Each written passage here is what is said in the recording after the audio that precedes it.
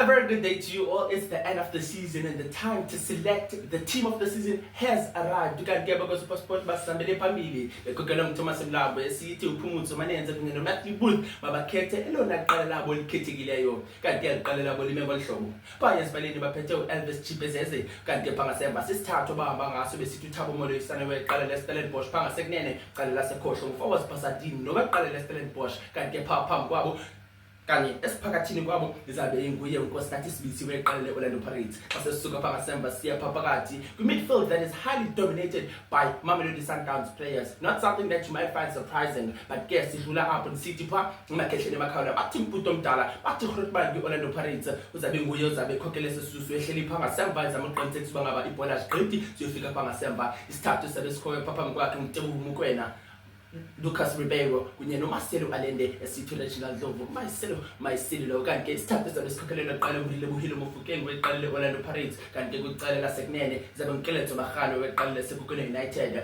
azabe kujonge kuye efaka amanqaku Arthur Reynas. That was SSD Skis team of the season. Ngicela nawe bangabunali ixesha uthathe nje imizuzu embalwa ngiqalele what is your team of the tournament. Manibelele kakhulu ngexesha kunye nendebe thina nibeleka zona deyibele ixesha elilandelayo kamnandi.